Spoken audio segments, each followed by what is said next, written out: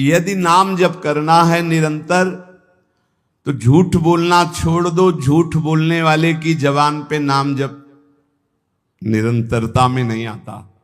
पकड़ो, मृषावादम परिहरेत, झूठा बोलना बंद करो। माला है, नाम जप कर रहे हो, सत्य बोलो। झूठ बोलने से क्या लाभ मिलेगा? भगवान नाम में चल रहे हो, भगवत मार्ग में चल रहे हो। और देखो, व्यापार आदि में भी झूठ बोलने की जरूरत नहीं। जिनको लगता है बिना झूठ बोले व्यापार नहीं चलता, वो कमजोर हृदय के हैं। सब कोई जानता है मुनाफे के लिए व्यापार किया जाता है। अपनी सामान का मुनाफा जोड़कर बोल दीजिए, झूठ बोलने की जरूरत नहीं। अरे बहुत झूठ बोलते हैं। एक गमछा है खरीदने के लिए, जिससे गए वो 130 रुपया, नहीं थोड़ा कम कर दो। वो तुम्हें बताएं, कसम से कहते हैं 120 का लाए हैं। अब 120 का तुम ले ही ले, तुम्हारे लिए हम कसम बोलने की क्या जरूरत थी? झूठ क्यों बोल गए? भाई 130 का हम दे रहे हैं, तुम्हें लेना लीजिए, नहीं दूसरी दुकान देखिए। ज्यादा उसमें चापलूसी या झूठ बोलने की जरूरत नहीं। मृषावादम परिहरेत, यदि आप व्यापारी हैं या गृहस्थी में कोई भी कार्य बोले बिना झूठ बोले काम नहीं चलेगा। ऐसा तो हमें शास्त्रों में कहीं नहीं मिला कि कोई व्यापार, कोई ऐसा कार्य की झूठ। हाँ, एक जगह जरूर झूठ बोल देना चाहिए। यदि किसी के प्राण बच रहे हैं, सर्वस्व का नाश बच रहा है, जरूर झूठ बोल दो, उसके प्राण बचा लो। वो झूठ तुम्हें सत्य का लाभ प्रदान करेगा। अपने स्वार्थ के लिए झूठ मत बोलो। और कम से कम भजन करने वाले तो झूठ से थोड़ा बचने की कोशिश, थोड़ा इसलिए कह रहे हैं कि पूरा हरिश्चंद्र बनना तो बहुत ही कठिन है, क्योंकि मोबाइल का समय है। अब झूठ ना बुलवावे तो इसकी महिमा क्या है? झूठ तो बुलवा ही देता है। बहुत झूठ पकड़ा जाता है। झूठ वो जहां मोबाइल तो आजकल तो हेलो ही बोलते हैं सब, बोले राधे राधे राधे राधे। कहाँ हो? बाजार में है इस समय, बगल से बगले के फ्लैट में है, बाजार में है इस समय, तो नहीं मिल सकते। बाजार झूठ बुलवाता है, मोबाइल बहुत झूठ बुलवाता है। वृंदावन में है, अपने घर में, कहाँ हो? इस समय तो आगरे में, आज तो नहीं मिल सकते, फिर आगे बताएंगे आपको। अब क्या जाता है, झूठ बोल दिए। अरे भैया बेमतलब झूठ बोल रहे हो। नहीं असत्य संपातक पुंजा। और बता दें, झूठा मुंह मत रखना यदि निरंतर नाम जप करना। चरणामृत पीने से झूठा नहीं होता। भगवत प्रसाद का किनका लेने से झूठा नहीं माना जाता। शेष कुछ भी झूठा मत रखना।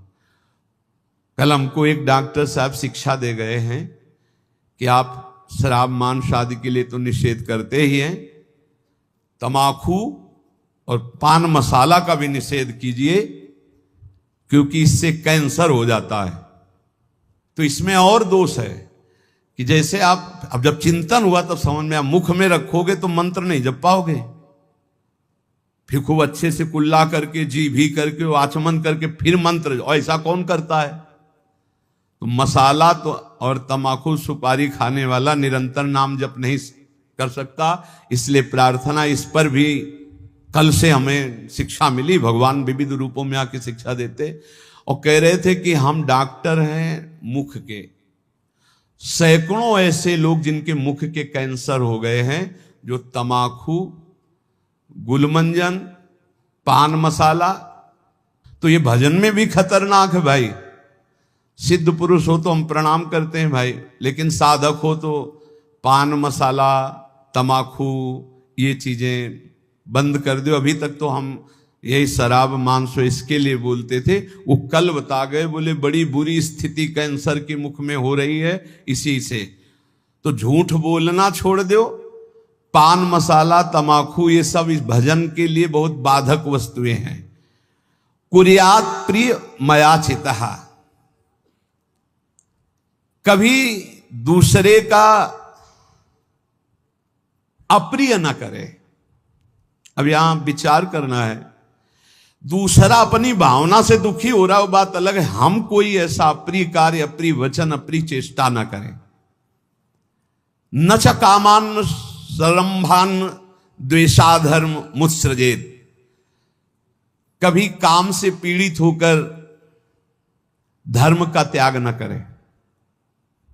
कभी क्रोध से पीड़ित होकर धर्म का त्याग न करे, काम से पीड़ित होकर कभी दूसरे शरीरों का जो धर्म विरुद्ध है उनका सहवास न करे, क्रोध से पीड़ित होकर कभी पूज्य जनों को मारे पीटे ना, गाली गलौज न करे, उनका अपमान न करे, और द्वेष से कभी धर्म का त्याग न करे, द्वेष पूर्वक किसी का अहित, किसी का मंगल ना करे, तो निरंतर नाम चलने लगेगा। आप अभ्यास करो, तमाकू मसाला ना खाए, झूठ न बोले, पराई माता बहनों की तरफ काम दृष्टि से न देखे, या पराये शरीरों से काम भावना धर्म विरुद्ध न करे, क्रोध में आकर पूज्य जनों का अपमान न कर दे, कड़ुए वचन न बोल दे, द्वेष में आकर किसी का अहित न करे, तो नाम जब अभ्यास से बहुत जल्दी निरंतरता पकड़ लेता है।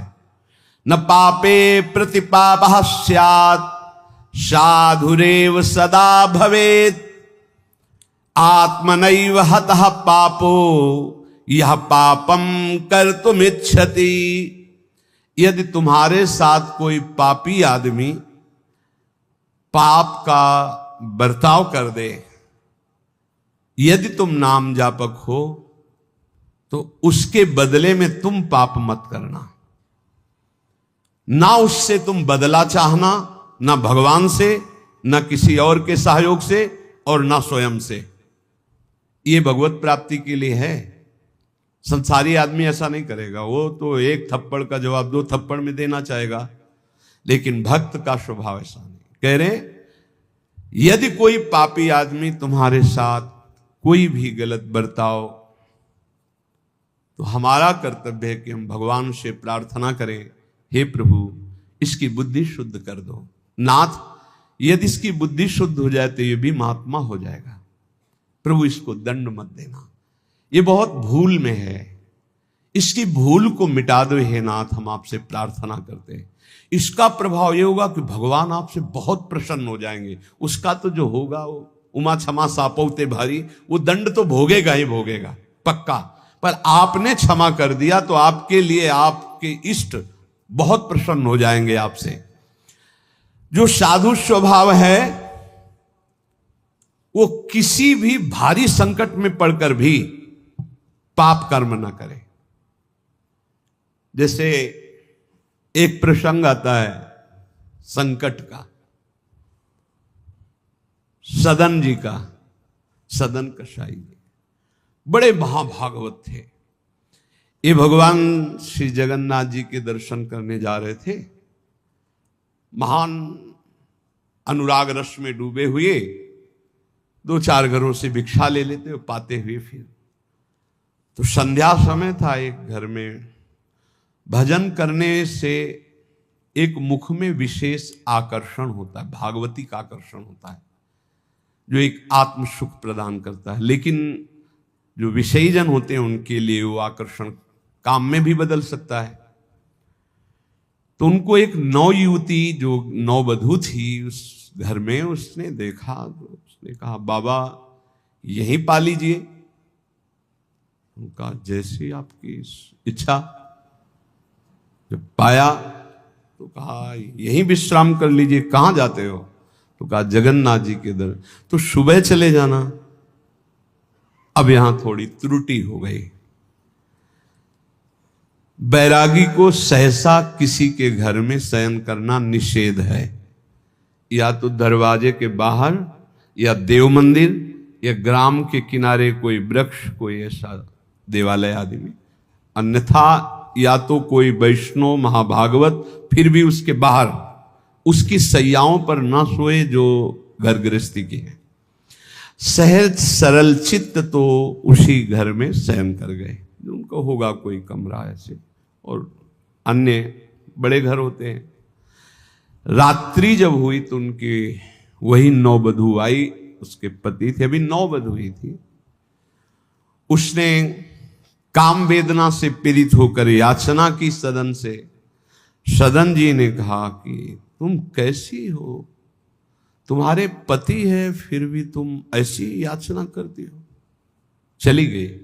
उनको लगा कि शायद समझ आ गई हो, उसने जाके पति की हत्या कर दी। उसको लगा कि ये इसलिए बड़ा काम पापी स्वभाव का होता है, जब बुद्धि में बैठ जाता है कुछ भी पाप पूरे परिवार को मार सकता है, ऐसा है। बहुत ऐसी घटनाएं सुनने को मिलती हैं। वो आयुष ने कहा पति की हत्या कर दी, अब तो स्वतंत्र होना, अब तो भय रहित हो। तो उनका धूर्त कहें कि ये हमने कब कहा, ये महत अपराध करने वाली तू है। तो उसने कहा होश में अगर हल्ला मचा दिया तो जान से मार डाले जाओगे यहीं।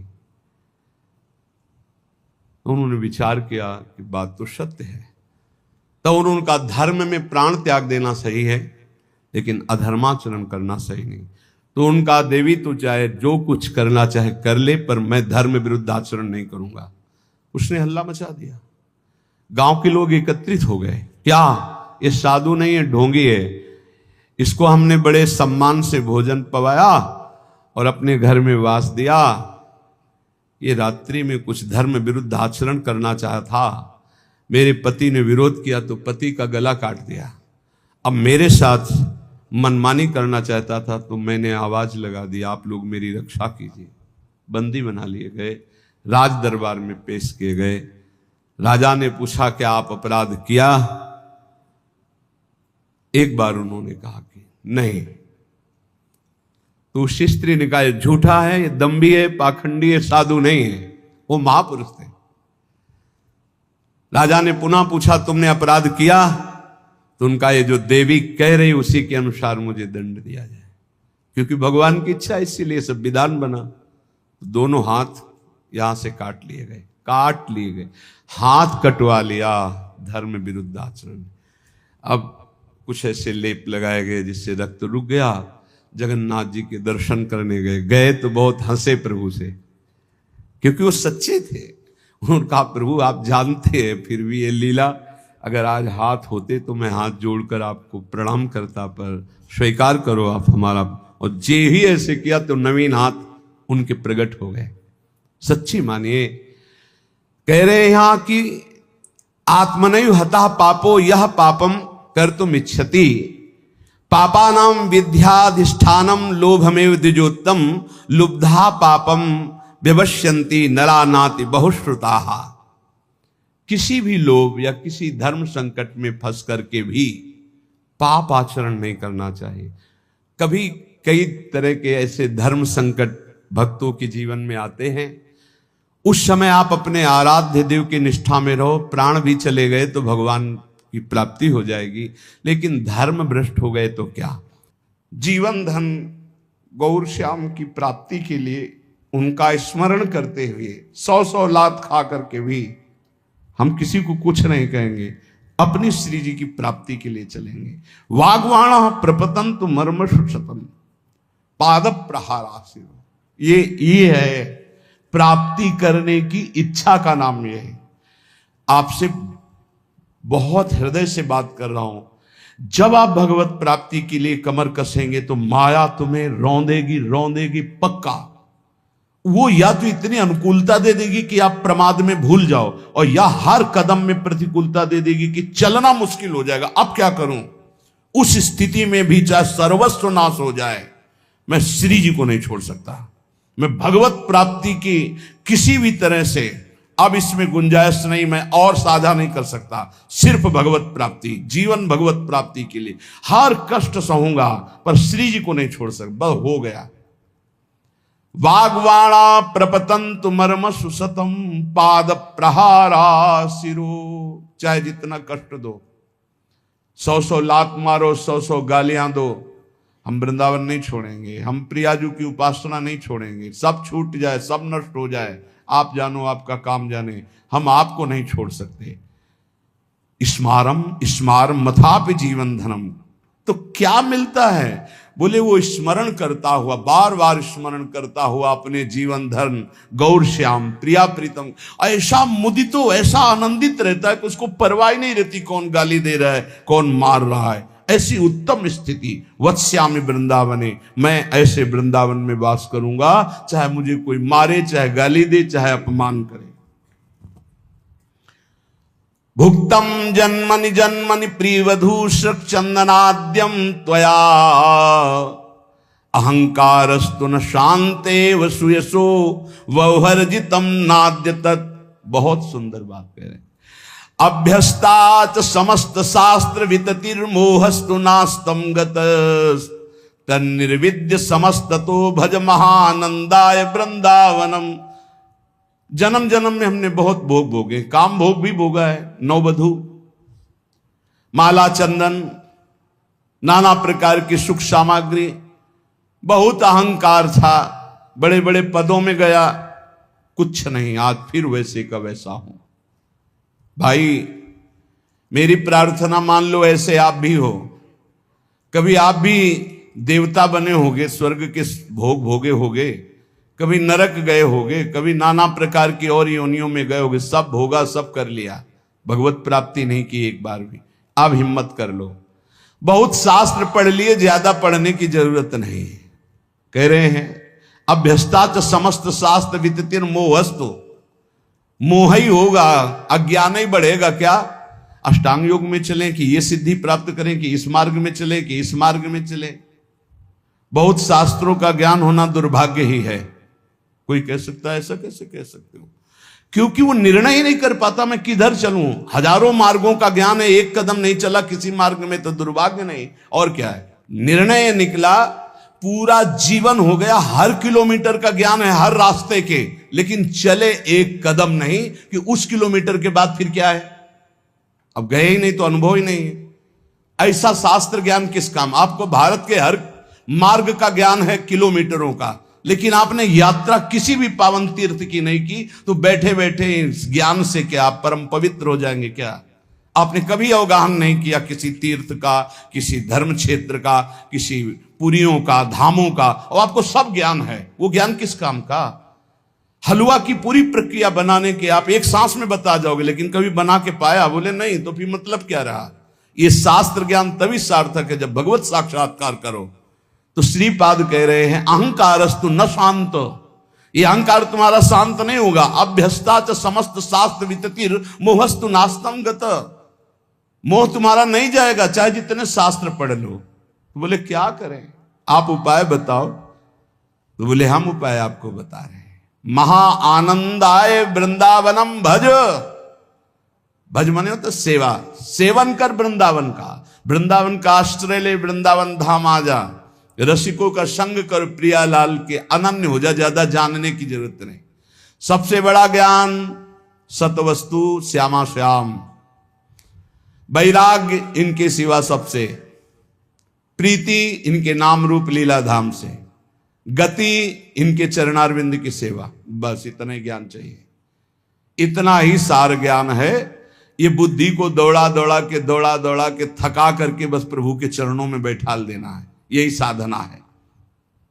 श्रीपाद कह रहे कि अब मेरे हृदय में एक बात बैठ गई कि वृंदावन का आश्रय लेकर प्रिया प्रीतम की आराधना करो, इसी में परम विश्राम है। संत वाणी, जो भगवत प्रेमी, भगवत प्राप्त महात्मा जन हैं, वो हमारी छोटी छोटी त्रुटियों से लेकर बड़ी त्रुटियों का सुधार करने के लिए शास्त्र के वचनों का अनुभव करके बोलते हैं। जीवन दो गतियों से गुजरता है। एक गति है जन्म मृत्यु में भटकना, और एक गति है जन्म मृत्यु से मुक्त होना। दो ही मार्ग है। अस्तो मां सदगमय, असत से सद की यात्रा करो, या सद स्वरूप का विस्मरण करके असद में रत हो जाओ जन्म मृत्यु के चक्र में। 84 लाख योनियां हैं कर्मानुसार। इन 84 लाख योनियों में जीव भ्रमित होता है। इस योनि में एक एक योनि लाख लाख प्रकार की है। एक योनि लाख लाख प्रकार की है। अब जैसे रेंगने वाली योनि, अब रेंगने वाले में कितने प्रकार के जीव हैं। सांप हैं, खन खजूर हैं, केचुआ, कितने प्रकार के जीव हैं रेंगने वाले में। एक है जलचर, अब जल में कितने प्रकार के जीव हैं। वायु में उड़ने वाले कितने प्रकार के जीव हैं। एक एक योनि में लाख लाख योनियां, उन लाख लाख योनियों में कई कई बार जन्म। अरे बड़ा प्रपंच है, बड़ा दुर्गति है जीवों की। अन्य योनियों के साथ जो दुर्व्यवहार हो रहा है बहुत ही घृणित है। कैसे तुम्हें बता, 1.5 घंटा धीरे धीरे जला जला करके पका रहे हैं पशुओं को, फिर उन्मत्त होकर मदिरा पान करके उसका खान पान कर रहे। क्या कैसी दुर्गति जीते जीव अपनी कर रहे हैं। 84 लाख योनियों में एक एक योनि में लाख लाख प्रकार की योनियां, एक एक योनि में लाख लाख बार जन्म होना। ऐसे थोड़ी है प्रपंच हाहाकार। ऋषिजन इसलिए कर रहे हैं कल्याण कर ले, भूल मत कर। यही एक चांस है मनुष्य दे जिससे तू अपना कल्याण कर सकता है, अन्य योनियों में नहीं। अब सोचो उस जीव की क्या हालत है, हाथ पैर बंधे हुए लोहे की छड़ में फंसा हुआ है, आराम से धीरे धीरे अग्नि उसे जला रही, वो कीक रहा है, चिल्ला रहा है, और वो आनंदित हो रहे हैं। वो थोड़ा थोड़ा पीते जा रहे हो, देख रहे हैं पक रहा है। पका लो, तुम्हारे तो खाने के काम में आएगा, तुम खाने के भी काम में नहीं आओगे। ऐसी तुम्हारी हालत काल करेगा, जब वो जलाएगा तो तुम खाने के काम में भी नहीं आओगे। बहुत होश में, बहुत होश में, बहुत होश में। ये कर्म तुम्हारा कहीं बख्शने वाला नहीं, तुम्हें दंड देगा। 84 लाख योनियां, एक केवल मनुष्य योनि जिनमें आप अपना उद्धार कर सकते हो। मानव जीवन गिने चुने श्वासों वाला है, गिने चुने श्वासों वाला। इतनी श्वासें आपकी हैं, बस प्रतिपल माइनस होता चला जा रहा है, खत्म होते चली जा रही। या हम आनंदित हो रहे हैं, 30 वर्ष के हो गए, 35, अरे आनंदित नहीं, 35 वर्ष गए जीवन के मूल कार्य के लिए जो आए हो भगवत प्राप्ति, उसमें क्या किया?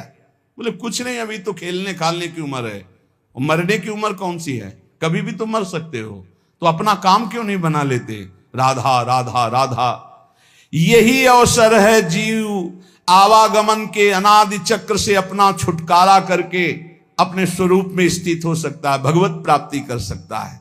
जन्म मृत्यु का चक्र कब तक चलेगा अकल्पनीय, कल्पना भी नहीं कर सकते। काल चक्र आपको घुमाता रहेगा। इसलिए मनुष्य जीवन में भगवत प्राप्ति का अवसर है। ये काम, क्रोध, लोभ और मोह, ये 4 प्रधान ऐसे हैं जो इस चक्र को चलाते रहते हैं।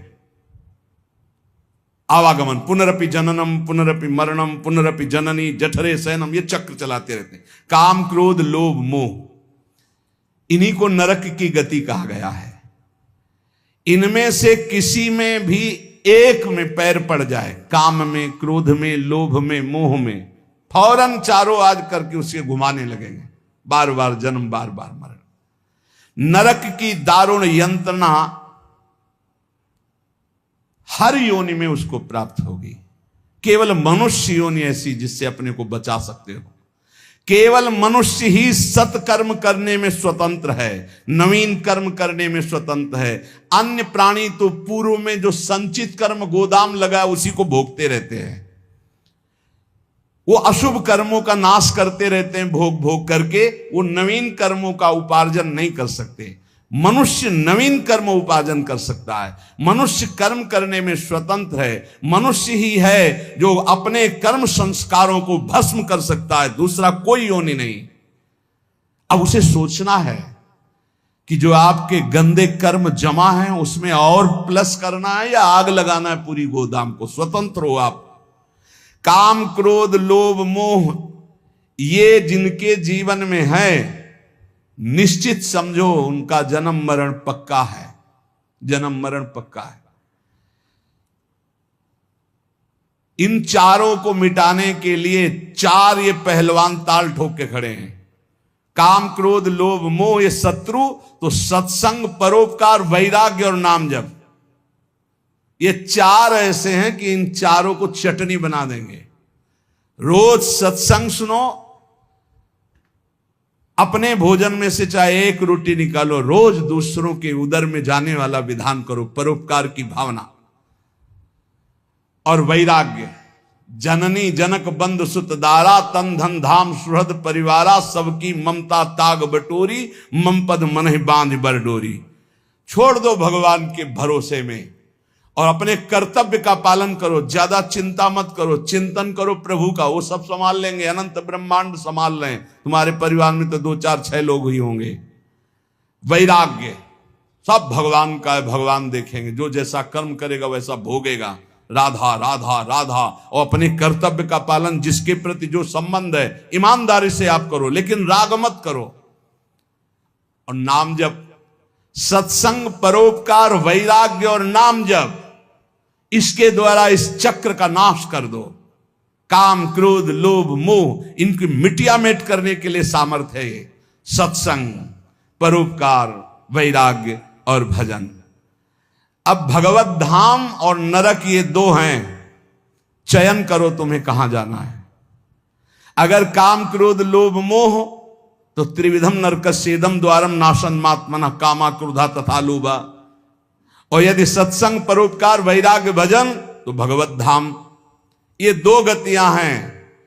उपासक देख लो, अगर भगवत धाम जाना है तो इन 4 बातों को छोड़ना होगा। काम क्रोध लोभ मोह, 4 बातों को पकड़ना होगा। रोज सत्संग, रोज परोपकार और सबसे अंदर से वैराग्य और खूब नाम जप, इसी के द्वारा भगवत प्राप्ति होती है। तीर्थपाद भगवान श्री हरि के जो गुणानुवाद लीला कथा है, ऐसा नशा चढ़ जाना चाहिए कि कभी तृप्ति नहीं होनी चाहिए। कस्त्रप्यनुयात तीर्थ पदोभिधानात्, सत्रेषु वासुरभिरीड्यमानात्, यह कर्णनाडं पुरुषस्य यातो भवप्रदां गेहरतिं छिनत्ति। जो भगवान की चर्चा को कानों से सुनता रहता है तो उसके हृदय का मोह मल नाश हो जाता है, वो वैरागी हो जाता है। वैरागी का केवल भेष से मतलब नहीं, अंदर से है। जैसे चक्रवर्ती सम्राट अम्बरीश जी वैरागी हैं। चक्रवर्ती सम्राट अवध का पूरा शासन कर रहे हैं भरत जी, लेकिन परम वैरागी, जो अनुरागी है वही परम वैरागी है, जो परम वैरागी वही अनुरागी है। जो भगवत चर्चा सुनता रहता है रोज, तो सर्वसंगोपहो हिमाम, सत्संगहा सर्वसंगोपहो हिमाम। सत्संग आपको सब संगों से अलग करके भगवत अनुरागी बना ही देगा। कौन ऐसा है जो प्रभु की चर्चा सुनते सुनते अघा जाए। नारद आदि महात्मागण, बड़े बड़े साधुजन, जिनका सदैव यश गान करते रहते हैं, अहोभाग्य है उन मनुष्य शरीरधारियों का जो अपने कर्ण रंध्रों से भगवत चर्चा सुनते रहते। उनका संसार चक्र में डालने वाला ये विकार, घर गृहस्थी की आसक्ति, ये उसे अब अगला जन्म नहीं करने देगी। घर गृहस्थी की आसक्ति, ये काम क्रोध लोभ मोह आदि, उसको अगला जन्म नहीं दे सकते जिनके कानों में रोज भगवत चर्चा पड़ती है और वो भगवत चर्चा सुनते हुए कभी अघाते नहीं। शास्त्रदधानश्च विवर्धमाना विरक्ति मन्यत्र करोति पुंसः, हरे पदानुस्मृतिर्निवृत्तस्य समस्त दुःखात्यमा सुधत्ते। जब कथा सुनते सुनते कथा में स्वाद आने लगे, एक एक शब्द बहुत गंभीर आनंददायक लगने लगे, तब समझ लेना चाहिए कि अब हमारे कल्याण का अवसर आ गया। भगवान की बातें बहुत प्रिय लगने लगे, भगवत चर्चा एक आनंद देने लगे। समस्त विषयों से वैराग्य उसी का होता है जो रोज सत्संग सुनता है। पर सत्संग सुनना समझ लीजिए, कल श्रोता का वर्णन हुआ था, चातक की तरह सुनना। हमारा जीवन है सत्संग, उसका मनन करना, उसको आचरण में उतरना, कि सुने बस चले गए। इतना समय तो सार्थक हुआ, पर मनन नहीं करोगे तो सत्संग का हृदय रूपी अंधकार नाश करने का जो प्रभाव है वो मनन से होता। मनन नहीं तो फिर नहीं बन पाएगा। सुन लिया, दूसरों को सुना दोगे, काम नहीं बनेगा। भगवत चरणारविंद के निरंतर चिंतन की सामर्थ्य सत्संग से प्राप्त होती है। समस्त दुखों का नाश भगवत चिंतन से होता है। भगवत चिंतन की प्राप्ति सत्संग से होती है। इसलिए तान चोच्य सोच्यान विदोनु सोचे हरे कथायाम विमुखा नघेन क्षिणोति देवो निमिषस्तु येषा मायुर्वृथावाद गति स्मृति नाम। मुझे तो सबसे ज्यादा वो सोचनियों में भी सोचनीय अज्ञानी पुरुष लगते हैं जो कभी सत्संग सुनने नहीं आते। पिछले पूर्व पापों के कारण उनको भगवान की कथा में सुनने में बिल्कुल रुचि नहीं है, और अगर कभी कोई उनका मित्र आदि ले भी आवे तो वो सुनना नहीं चाहते। तुम आओ सुन के हम बाहर खड़े हैं, वो इतनी दूर खड़े हो जाएंगे कि कान में शब्द ना पड़े। और अगर कभी सत्संगियों को देखेंगे भी तो उनके दोष दर्शन करेंगे, इनका क्या सुधार हुआ सत्संग से, ये वो ऐसा। हाय हाय, बड़े शोचनीय है कि मानव देह प्राप्त करके उनको सत्संग नहीं मिला। काल भगवान ऐसी अमूल्य श्वासों को व्यर्थ में नष्ट करवा रहे हैं। उनकी वाणी दूसरे के निंदा प्रपंच गायन में, देह भोगों में, व्यर्थ के वाद विवाद, व्यर्थ की चेष्टा, व्यर्थ के चिंतन में उनका जीवन चला जाता है। इसलिए इस लोक में तुम केवल धर्म का आचरण करते हुए ही अर्थ का सेवन करो, भोगों को भगवद अर्पित करके परम पुरुषार्थ भगवान की प्राप्ति का उपाय करो, वही मनुष्य जीवन श्रेष्ठ है। पापाचरण से बचने की चेष्टा करो, निरंतर नाम जप करो, कोई व्यसन ना करो, सहसा झूठ मत बोलो, तो तुम्हारे हृदय में निरंतर नाम की वृत्ति स्थायी आ जाएगी। नाम चलने लगा तो हम जीत गए, हम जीत गए। नाम सर्वोपरि, चाहे जैसी परिस्थिति हो, नाम न छोड़ो, नाम पकड़े रहो, नाम तुम्हें पकड़ लेगा, नाम ही तुम्हारे हृदय में छा जाएगा, और जीवन का यही परम लाभ। शेष चर्चा आगे। श्री राधा वल्लभ लाल की।